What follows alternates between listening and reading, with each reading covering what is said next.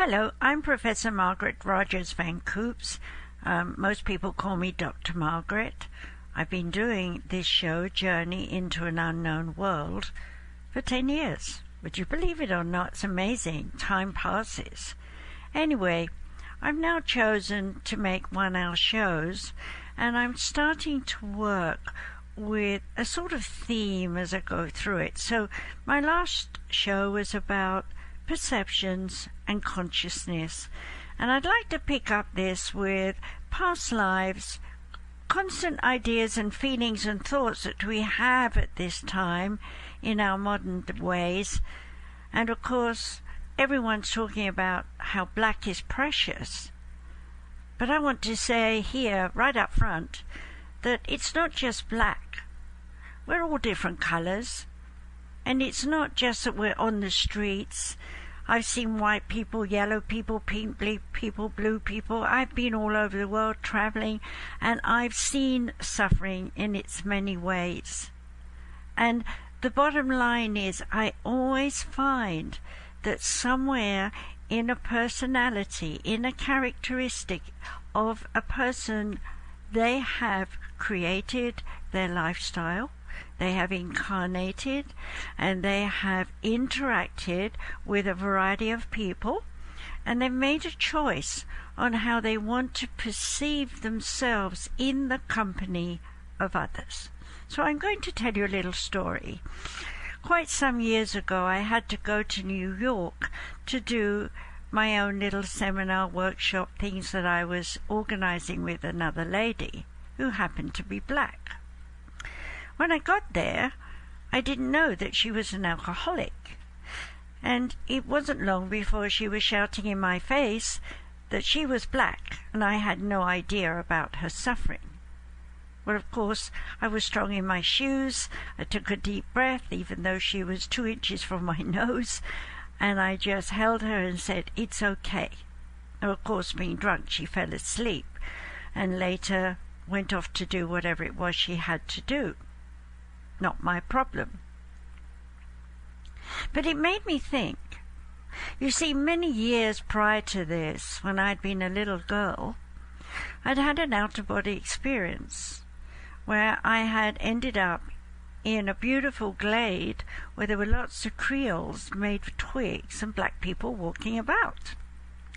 And I remember standing there on the edge, sucking my thumb as a 4-year-old does, looking at these people, when suddenly there was a very tall 6-foot black man standing beside me who took my hand, led me into the creole, and allowed me to sit with him.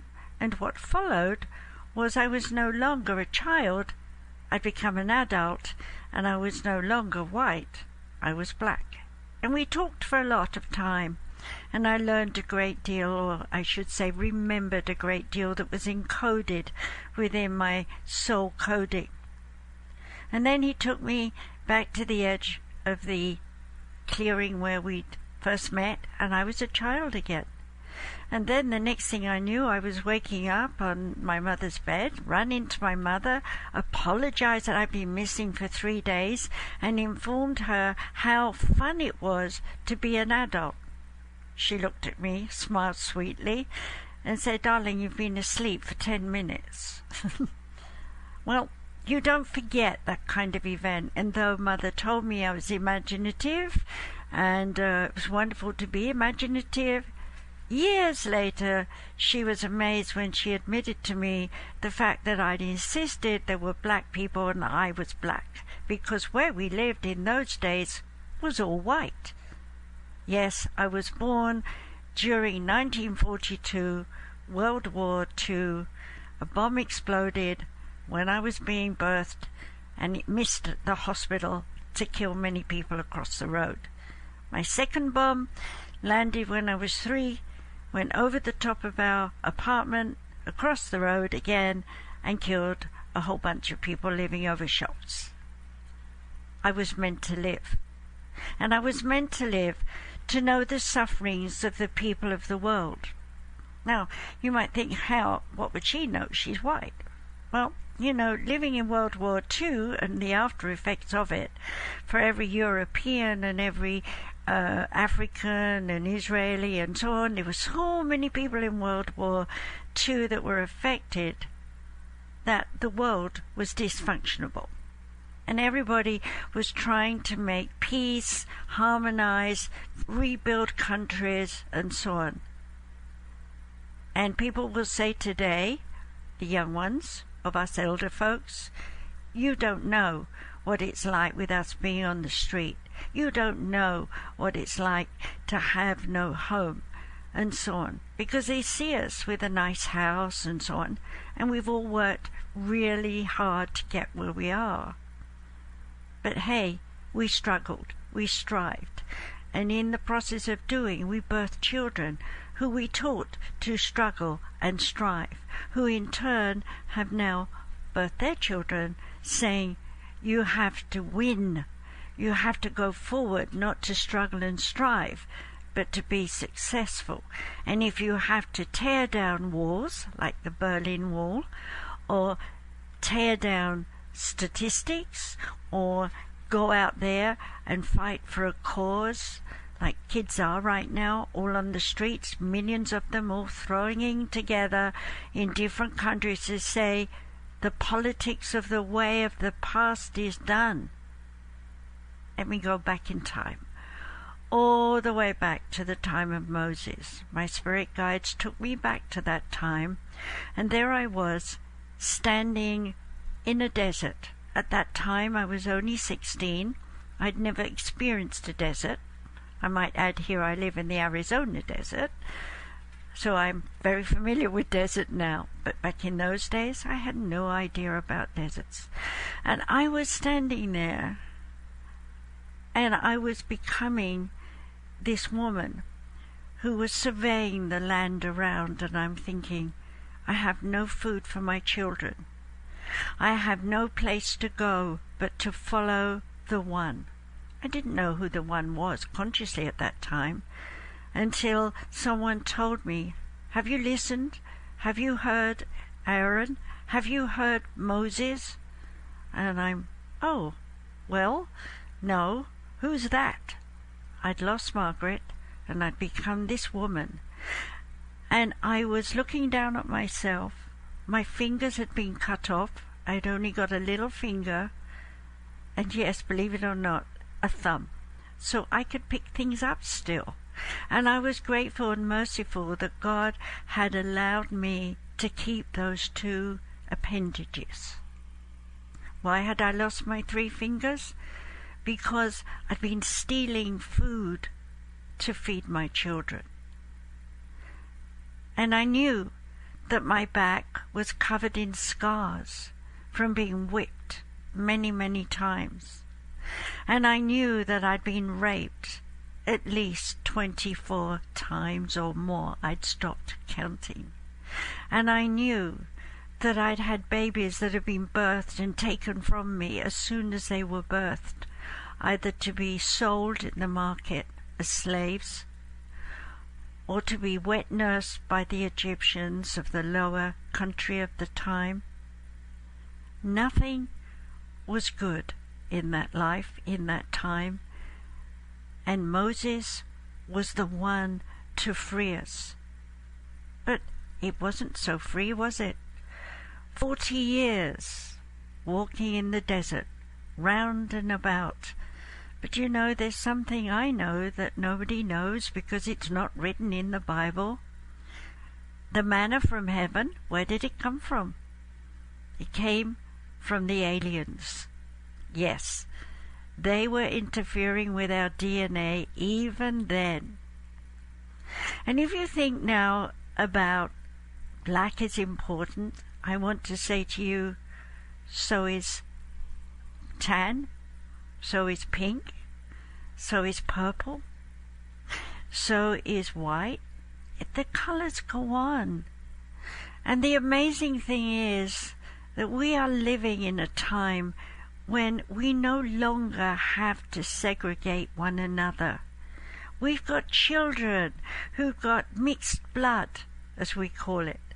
But hey, they've got mixed genes. It wasn't the first time that people were just being raped or abused by a white person with a black person, or a tan person with a yellow person.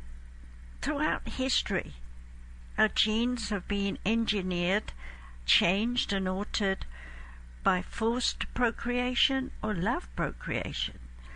So why are we saying we're so thoroughbred, that we're so important, more important than someone else, when the truth is every one of us is important? We are important to the oneness of all that is. Just recently, I wrote another book. It's called, I have to stop and think because we haven't actually published it yet. It's The Oneness.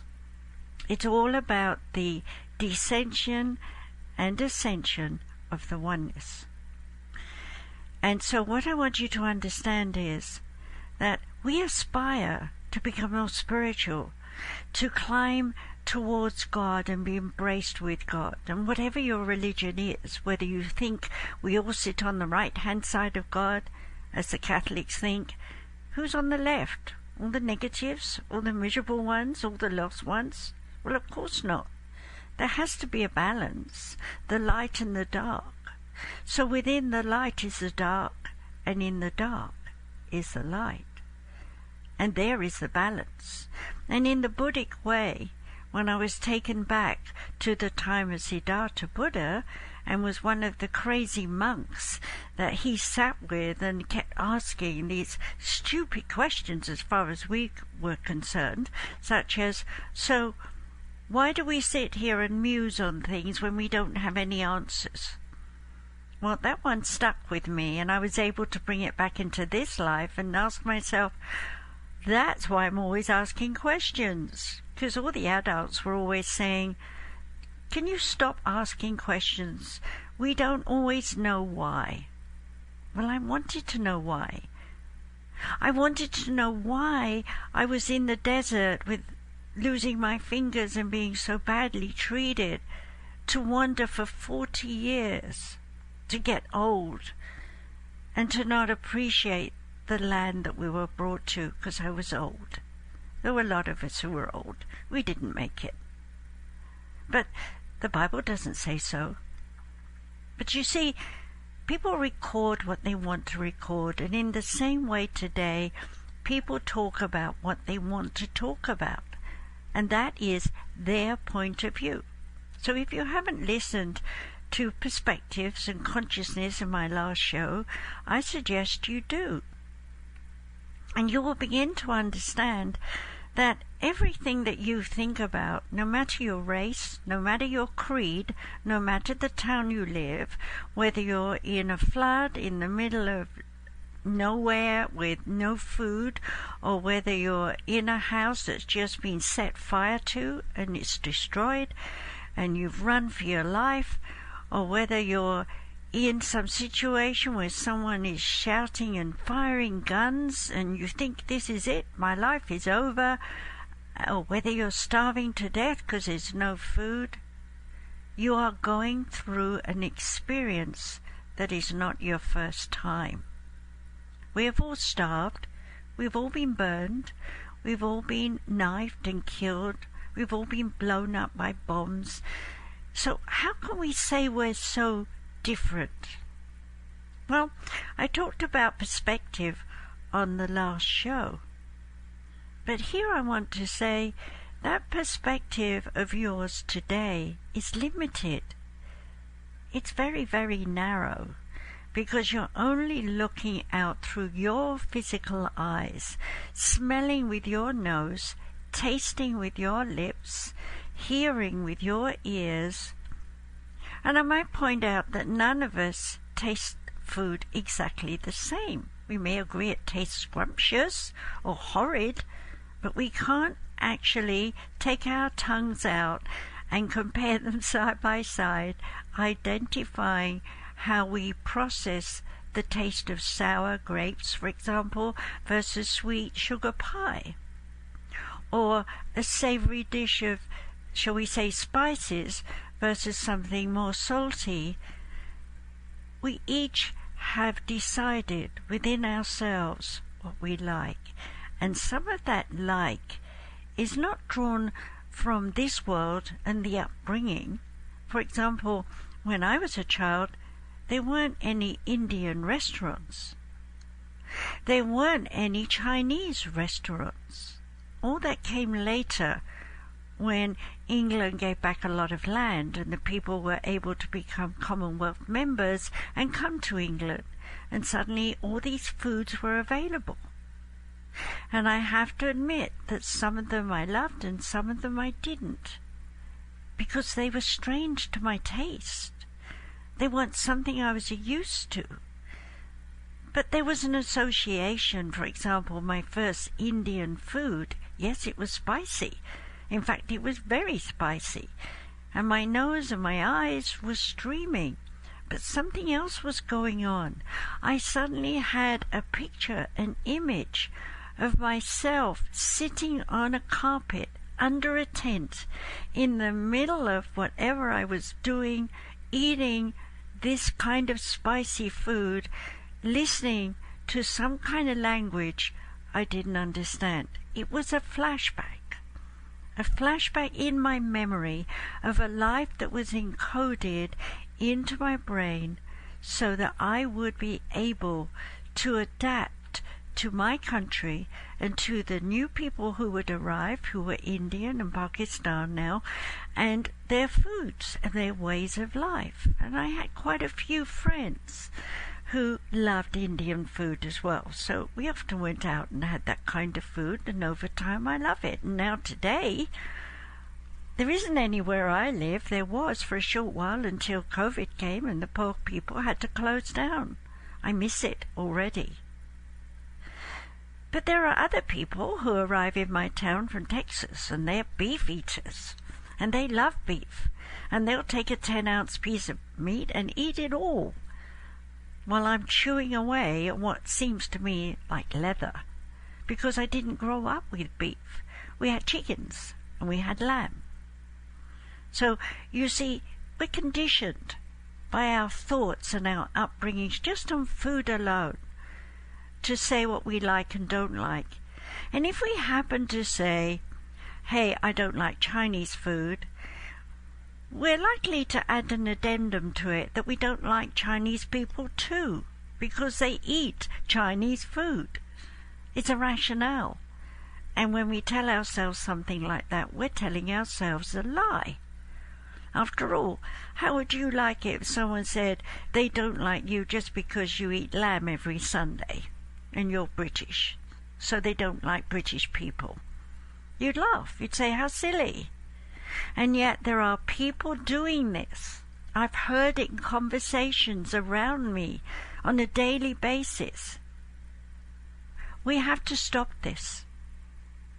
We have to stop putting a notice on people's faces that says, I don't like them because they are something, because that's something I didn't like in my taste, my smell, or even my sense of looking and feeling or touching. I must admit that the first time I had a boyfriend who was black, we were sitting side by side, and I was looking down at my lily white skin and his really, really black skin. And you know what I found myself saying? I wish I had his skin, because I was always sunburned and got blisters, and his skin was strong and he looked handsome. Yeah, you see, adaptability. But how did I get to that point? Because my father said, you're white, you're princess, you're royalty, your ancestry goes back to 1066, you must marry in your own class. Well, of course, I grew up and I did not marry in my own class. I married a worker who was a brilliant man who came from what we called the working class in those days. Oh God, am I so glad we got rid of upper class, middle class, working class, the street people, the kings and queens. And I see all the people coming together and unifying their ideas and their feelings and their thoughts in a common goal of let's make our countries work. and it's happening everywhere. So in the overview, the COVID-19, which is also adapting like I said it would in my article. If you haven't seen my article, it's been put up on Kindle. There were 4 parts to it, and now it's a little download booklet you can have. And it was done by my PR guy, John Paul, the PR guy. Great guy, very wonderful, very supportive to me. And if anyone needs a PR guy, I can help you connect to him, and he'll get you out there. And he doesn't put money first, he puts his soul first. That's the kind of people we need, isn't it? People who listen to their heart and soul and follow their journey, knowing that somehow, somewhere in life, they will bump into just the right people, and those people are the team. Yes, we need to have teams, don't we? We need to have friends. We have to get down on our knees and say, let's scrub the floors, because we know why. We'll do the hard work, and we'll let people watch us do the hard work, because we're pioneers. And in our own way, as pioneers, we're teaching. We're leaving people a message. So I'll go back again, back in time.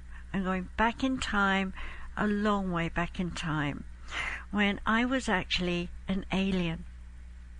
I was very, very tall, probably 8 to 9 feet tall, compared with me now. I'm just about 5'3", and I was looking down, it seemed a long way down to me, at little stones that were crystals. And I was looking for a certain element that I needed, that I would know that this planet would in some way formulate into something better. Now, I can't analyze and tell you exactly what I was thinking, because I couldn't understand it myself at the time, but I was that person, and I was so amazed to find the basic chemicals growing in and around these hot spots. I didn't know where I was. I didn't know where on the earth I was, but I didn't even know it was called Earth. It was just a planet I was checking out. I looked across, and I could see way off in the distance some other ships flying around. I was just normal, didn't question it, it was the usual thing. And I went back to my work collecting specimens. That was all I knew. I woke up out of that, coming back into my body. My spirit guide said, "It'll make sense later in your life." They wouldn't answer any questions at that time, so I just left it in the back of my head. But when you have a past life shown to you where you are reliving it, you don't forget it. So, fast forward, arrive in America. My husband decides he wants to take me to Yellowstone. So we get up there, have no idea what I'm going to see. We see Old Faithful. We arrive just as it's erupting, and that was fun. And then we sort of moseyed around, and then all of a sudden I found an area where I was standing looking down at these chemical little bits and pieces, and I was looking at something that was identical to what I'd seen in that past life as an alien. And it made sense all of a sudden why. And I went, oh my goodness, so we were looking at sulfur, and we were looking at the biochemistry of how sulfur can be separated down to its basic elements. Well, we haven't learned to do all that yet. Elements are named, and they are finding more and more of them, but what they haven't learned yet is elements separate through sound, resonation, reverberation. And, of course, any time there's a volcanic eruption, we have a dust cloud, thousands of biochemical little molecules being spewed out into the atmosphere, and the way they mix and cool and land on the ground are rocks. And over the years, I've been using rocks, little shards that I could find from when I was 4 years old, collecting them in my bucket, taking them home, only to have Mummy throw them away half the time. But hey, she let me keep some. And as I got to be about 6 and 7, my spirit guides you to say, run along, get that stone and put it on Mummy's hand, head, or whatever it was, and of course anyone else who came into the house. And given time, I learned that the stones do the healing. Even years later, I learned that my healing energy was passing through the stones, winding its way through all the cooled molecules of that stone, and shooting out at the speed of light around the meridian of a person's body, breaking up negative vortexes of energy where pain and suffering were stored. That's a simple way of explaining it. Now, wouldn't it be delightful if I had incarnated into that life I talked about where I was suffering in the desert, following Moses around, not knowing where I'm going, if I'd have picked up some of those stones, those rocks on the ground and used them for healing? But I didn't. Because you see, that life, though much later than the alien life, wasn't relative to the journey I was taking of suffering. I was learning what it was like to be a human, to live in this world with suffering. And of course, we've all reincarnated many, many times, hundreds of times. People come to me and they say, have I got a guide? And I have to smile sweetly and say, oh, you have many. But the truth is, we have countless beyond anything you could number of relatives, friends, associates that you've just met in your life so far. People you've seen on the street and said good morning to, or yelled at, get out of my way if you're angry. You know, there are many ways we interact with people. We upset people, we make people happy, we're immune to people, we give them a cold look, or we just pretend they don't exist. And it's all our free choice. And in the free choice of doing this, we're having an experience. And that experience pushes buttons that makes us feel something like this has happened before. Well, of course, we dig back into our past in this life and we'll find some scenarios, some little events and little happenings that we think is precious. And we hold a little souvenir and we finger it and fondle it and remind ourselves of the pictures, especially babies, because they grow so fast and so quickly. And of course, photos back in my day were hard to get and expensive to pay for. Had to buy these expensive cameras. No videos. There was home movies. We actually had one in our family, and we're all excited. My ex-husband of the day had filmed us all playing and running around in the garden, and he'd come home late at night and said it had all been developed and we all got set up and ready, got the kids out of bed. You know, everybody was ready to see us, and all we saw was a flickering hair. Nothing else. Nothing on the film. Well, apparently he forgot to open the cap. So he was recording nothing but the inside of the cap with a hair stuck in it. Well, you learn the hard way. Well, we put that up out of reach, away from the kids, on top of a wardrobe, where it lay forgotten. And one day I thought, we birthed another baby. I want to take some more pictures. So I went to get it. It wasn't there. So I asked my husband where was it, and he said, oh, I sold it because it was useless. That was my exposure to trying to get video. And today, don't think twice about it.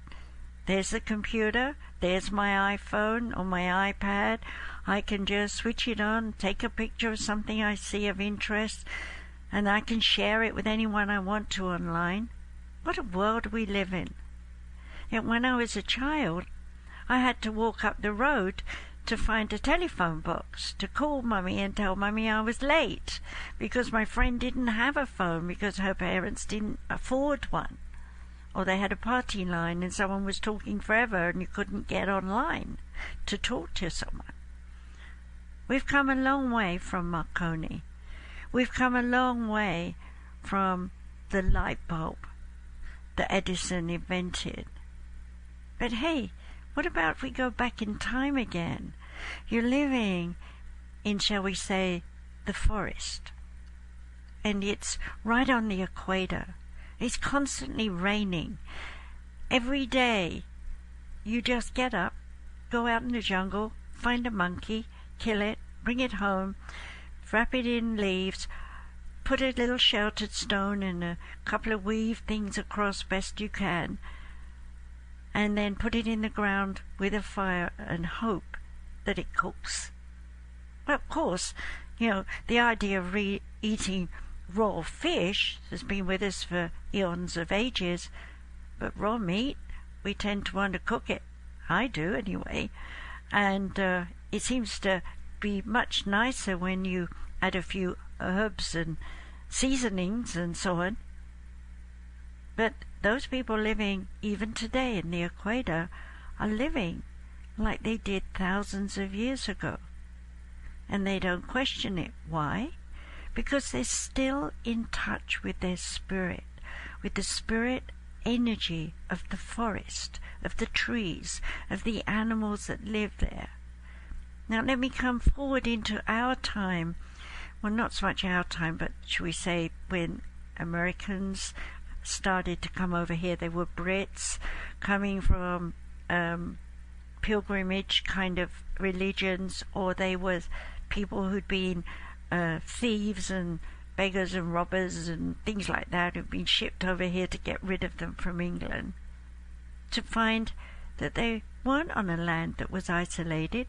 There was actually a populace here of tribal people, many, and that there had been thousands of Native Americans living here. And so here again, I'm going to go back into my past lives. I was about 18, I think. I was getting a lot of past lives during my teen years. And so it was about 18 when Red Cloud, who'd been with me since I was 7, came to me and said, it's time I knew who I was. And suddenly I was looking at little Fern, who was really a sweet little girl. She was about 16, and I thought, oh, that must be me, he's showing me. And she spoke to me and said, no, I was your sister. So oh, my sister. What, my sister that I have now? No, I was your twin sister. Oh, what a revelation. 2 people in the womb at the same time. I hadn't got that concept in my mind here in this life. So I had no idea how it was to share such a close space with another spirit in the womb. She gave me that experience. She shared that with me. And from there I began to understand that I'd shared many thousands of women who had been in labor and helping them birthing children, either as a spirit entity or here on earth, or having my own baby, or watching my sister or someone else, my mother or friend, family, whoever it was, birthing a baby. Because yes, in those days, babies popped out without hospitals. Babies lived or died according to the circumstances. Women got pregnant very often. Why? Because the populace needed to expand. Now, when we say there were millions of people on this earth at a time long gone, there was. But we can't say there was for fact because we haven't found anything but old buildings, ruins, that we can go back to 5,000 years ago in the flood. But what was before that? How many of us have lived before that time? Well, currently a lot of people are into the aliens, including me, because I've had past lives as aliens, and I've also been in constant contact with aliens in this life. So I have a lot of information I'm going to be sharing at different times at different conferences, and there's one coming up October 22, 23 and 24th. It's the weekend, Friday, Saturday and Sunday. Only 50 people can attend, so if you haven't got your ticket yet, and you'd like to hear what all these people, including me, have to say about aliens and our lives, then you can go to 5devents.com, and you'll see you can sign up and buy your ticket online there for the event in October 22 through 24th. I'll be there from 22nd to the 20th, so Friday, Saturday, and Sunday, if I've got the dates right. Okay? So, love to meet you, love to see you, and if you've been listening to my radio show, do come up and tell me that you've been listening and introduce yourself. Why? Because, hey, we were meant to meet, because in past lives we've met many times before, and you're drawn to what I'm doing now, so some part of you knows that we should connect. So you will. But if you don't feel that, you won't. It's that simple. We have an energy connection with people who are coming into our lives now, who are helping us change our point of view, see the world differently. They are teachers, they are dreamers, they are people who are movers and shakers and so on, and you will be drawn to the people that you're a part of, where in the spirit world you have already set yourself up to know these people on earth. Which brings me for you to understand that, going back to a life lived, just thousands of people crossing your pathway, some you remember, some you don't, kids you're in kindergarten with, you can't even possibly remember them, other than it may be some kid picked their nose or something and made it stand out, okay, to you'll be old and on your deathbed reminiscing all these people without even knowing why, but you are harmonizing the thread of the personal period of your life here on earth and how it fits in with all your other past lives that you have lived. And if you're an old soul or an ascended master, you will have a greater awareness of your past lives, not because you remember them, but because your soul group stimulates you to go back into the time and relive it. Now, when I was taken back to my life as Peter in the time of Christ, I was lost. I didn't know Margaret existed. They had to reprogram me as Margaret. And here I'll be honest with you and say it wasn't easy for me to write my book, my journey into the oneness. It's my life story with the most important parts of my journey that brought me to become the person I am today. It's an easy read, so I'm told, and people love it.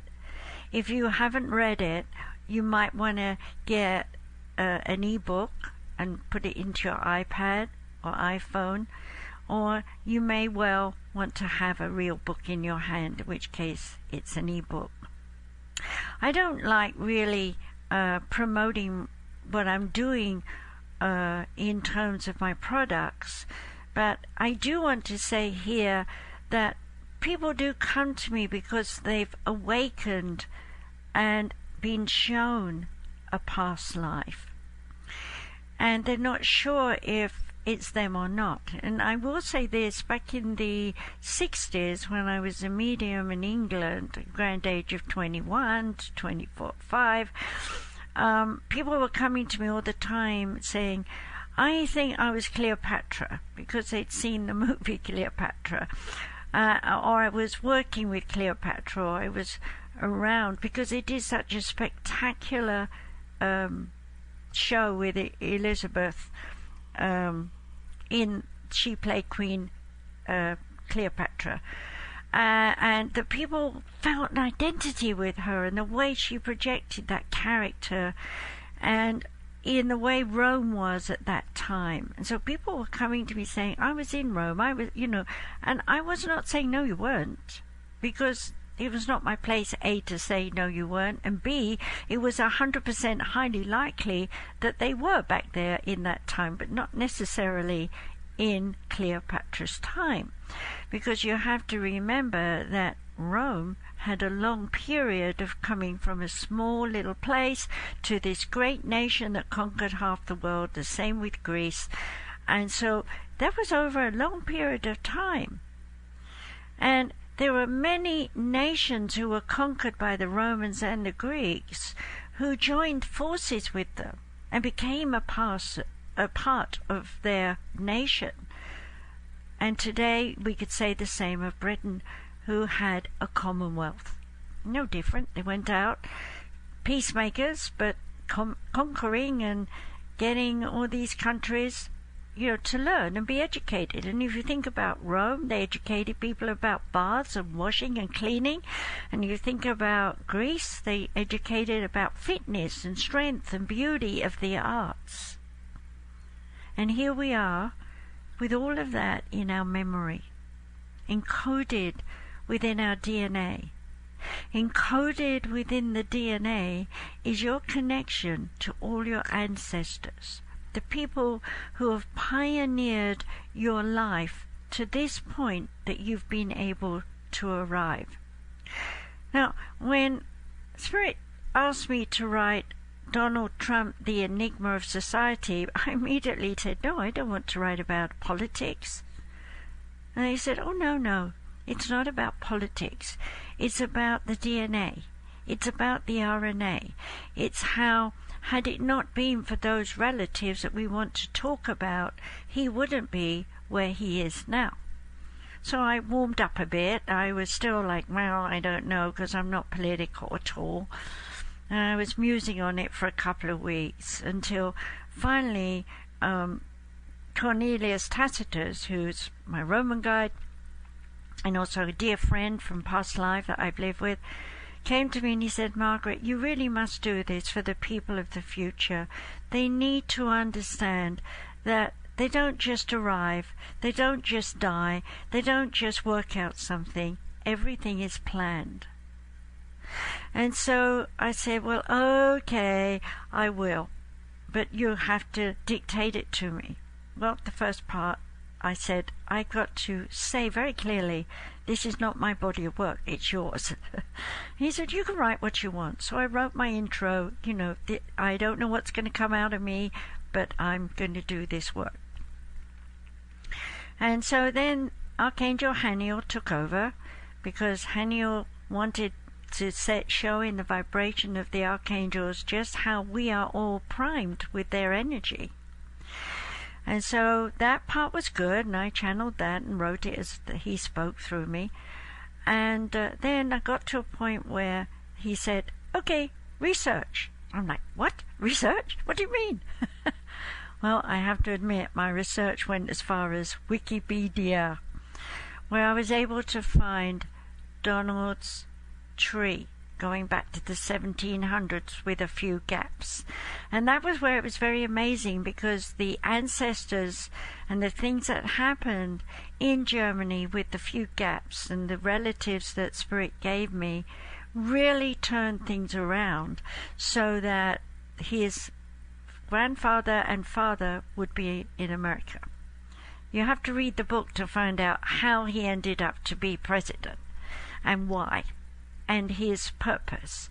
But I will say his purpose was and is, and it's happening, is to stir the people up for change worldwide, and he's doing it. So it's not about whether he does it well or badly. It's not about anything to do with that. He's doing it in the programming and the inherited gene factor of his ancestors to be exactly who he is at the place where he is, for the purpose of stirring up the tea leaves in the cup, as it were, that have been nestled at the bottom for years and years and years. A Piscean age that's come to an end, and the dawn of an Aquarian age. Again, if you haven't any idea about that, then go back to Journey into an Unknown World on webtalkradio.net. You'll find my 2-hour special on that, where I explain the great Piscean age and the great Aquarian age that we're in now. And you might want to know that the inner cycle, we're in the Gemini, and I've talked about that too. And the Gemini energy for about 250, 300 years is speeding up. Side by side, the past and the present. and the future boxed in. Where are we going? What are we going to do? That's the question mark. Are we going to all wipe ourselves out? Are we going to clean up the air? Build new buildings made of different materials? Stop being greedy? I think we will do the better. We will improve, because look at all those beautiful, gorgeous children that are now coming into embodiment, who are so talented. They can sing, they can dance, they're scientists, they're amazing. Here's a little example. It's a few years back now when David Letterman was on, had this little boy on who was talking about all the dinosaurs, describing them all, and he asked him, well, did your mum and dad teach you all this? He said, oh no. He said, I read it in books. And then he said to him, well, what age could you read? He said, 2. He said, you could read at 2? He said, oh yes. And then he said, well, how do you know what they look like? He said, I remember. That was all he could say. It's all he needed to say, because I knew that he was saying, I've tapped into a past life when I remember seeing those great dinosaurs, because, hey, I was here on Earth looking at them, watching them, and part of making sure that they were interbred. Yeah, interbred. Did you hear that? They didn't just arrive here and evolve. They were put here. And they were put here at a time when they needed to be put here. You know, aliens of today, encounters, people speculate, the Greys, you know, they're tearing our hearts out, they're doing horrible things. They're not. It's all telepathy. They're very lovable, sweet people. The reptilians, they're guards. They protect them. They keep them safe. They don't hurt us, but they do restrict us and limit us if we're violent. And hey, we humans are violent.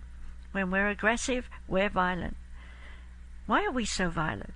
Well, when we look back through history, the recorded history we know about, all we see is violence.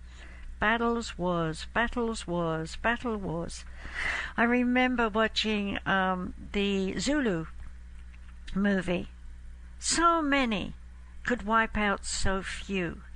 And yet, at the end of that movie, they honored the few for their bravery and left them.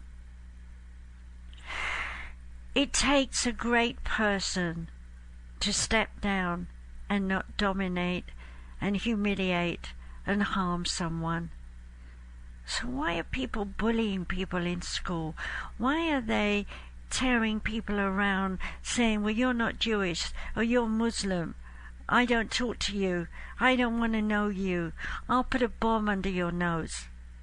What have we come to that we can't sit down and say, I accept your religion, your philosophy, you accept mine? And so what Spirit told me, and I hope it comes to pass one day, the temple on the mount, it will be destroyed, but they will build a new temple that will be half synagogue and half temple, united under one roof. The nations of religion come together to give the world peace. And it's not coming out of the generations that are here now, because they're encoded to fight. They're still debris from the Piscean age, but the young ones, the kids who will grow up, they're the Aquarian age, and they will birth children who will go on to see the stupidity of fighting over a piece of religion that is out of date, forgotten, served its purpose, no longer needs to be remembered in the violent ways, but needs to be learned in the philosophy, the spirituality of the oneness, that each of us has a purpose in unifying the deity of all that is, that we live on this planet. This is our world. This is all we know for now. But when you pass on, when you go into the spirit world, you will find out that birds of a feather do flock together if they're still negative. We'll have a bunch of Muslims over there in the temple, and we'll have someone else over there in the synagogue and so on.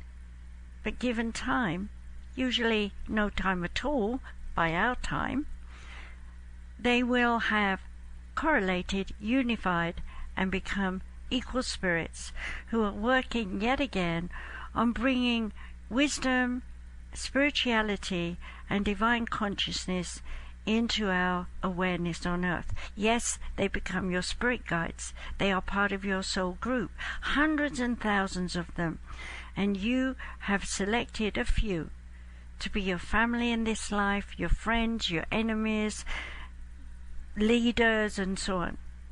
We are collectively unified here on earth in discord and disarray for a purpose.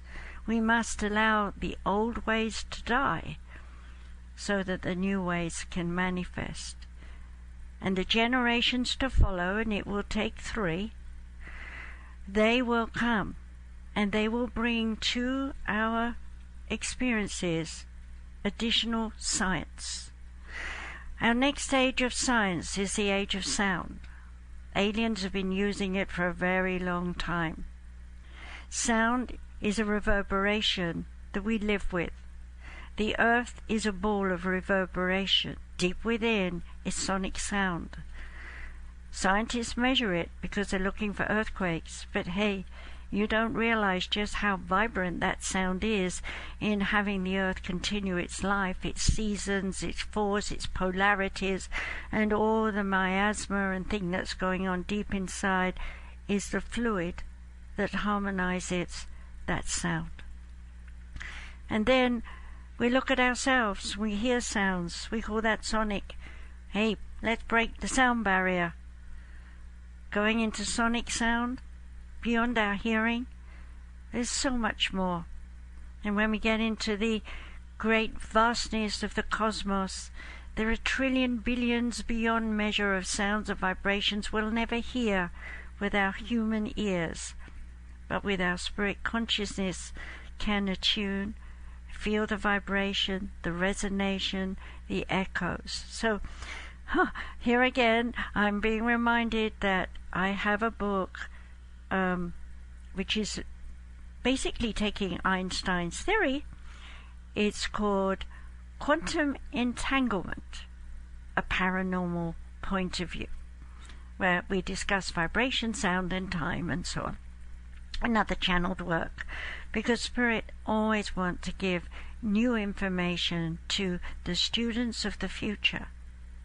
So I'm old, I'm 78, and I hope I live to be 100 like my dad, and I'll keep teaching and learning, and yes, I'm always learning, I never stop, and I love learning. But we older folks, our ways are of the past. We remember the wars, we remember history was jammed down our throats. The kids of today, they want to know the stories. They want the truth about behind the feelings and the thoughts of the stories. They want to change the way we harmonize and meet one another and talk to one another around tables. So if you are young and you've been listening to this, I'd love to hear from you what you think about this talk. I'd love to know if I can help you and guide you in a direction of your career, your skills, your talents. Maybe you see many of these children are so different from their parents that they don't feel they belong. They run away from home. They live on the streets. One of my children did that, but we're very close. It wasn't that I was driving him away, it was that I was gone. I was traveling, and someone else was looking after him, and he decided it wasn't right for him. That was his journey. And today he's a great man, and I'm proud of him. In fact, I'm proud of all my sons. They've done well. They've all done very well. My eldest has been teaching judo kids, doing disco work, acting, singing, dancing, and made a great life interacting with many people. My second son I was talking about has always been intuitive and very psychic, and wherever he's working, building houses or whatever he's doing, he's always creating, helping people. My third son, he has also been very psychic, works diligently. He and his wife have 8 children, 4 boys and 4 girls, and they're fantastic.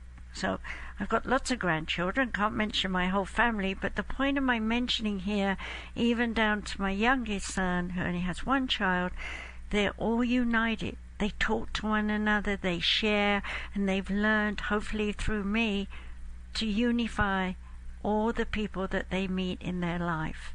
They are pioneers in their way for their generation, and they look after their kids well, and they worry about them. But their kids are saying, hey, I can think for myself. I've got ideas. I know what I want to be. Whether they want to be gay or straight, whether they want to work with dead or the dying or the living, they already know. They tell me. That's the generation that's coming in. They're primed and ready to work in this world to make it a better place. But we older folks, we have to give them room to breathe. We have to give them support to explore and expand on their ideas. We have to give them ways, places where they can come and be with people who listen to their fear, their pain, their anger, and their guilt. We need more shelters. We need more teachers. We need more organizers, supporters. We need more funds, don't we? And we've been saying this for so long. It's time. These kids will make sure that they become leaders where we can take the young ones and give them a future, give them hope, support their dreams. With the computers, we've been getting a lot of online classes and courses, but unfortunately people have been saying, oh, you can come on my course for $35, but then, hey, next pitch, it's $1,000, $2,000, where's your credit card if you want to learn? And those people are getting rich, selling books that usually people put in a closet and never read. I watched it over years. I even bought a few myself, I admit it. But hey, this isn't what it's about. It's not about money. It's not about politics. It's about living together, equality, being the same. My dad taught me something very much so. A gentleman who takes the garbage away is a gentleman who works hard. You tip your hat, you tell him, thank you, I'm grateful, and in those days, because my dad was old school, you give him a bonus. Today, nobody thinks about a bonus. Everybody's grabbing and, I want more and I want more and I'm going to use my credit card and I'm going to get in debt and I don't know what the hell I'm going to do, excuse my language, but that's the way they talk. Okay? We got to stop this. We got to share.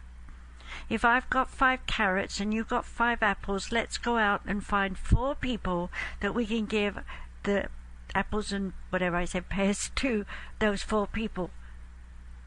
And if we create a train of sharing, passing on, passing on, passing on. I learned that after World War II when I got shoes from other people that had been repaired, and then when I'd finished with them because my feet are grown, they were passed back to the cobbler who repaired them again and made them look like new shoes, and they were passed on to my sister.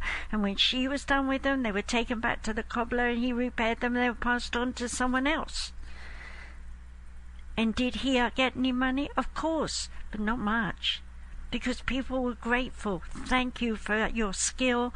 Thank you for making my shoes that I can put shoes on the feet of my children. Here's 25 cents. I'm talking in American money. But actually, that would have probably been 2 or 3 pence in those days, English money. Yep, we could live on £5 a month in those days. Now it's £500 a month. What have we done with money? No wonder people are talking about Bitcoin, but hey, it's not time. It's too soon. So don't invest yet. We have to find other means and ways. Well, I've come to that time when it's time to wrap up.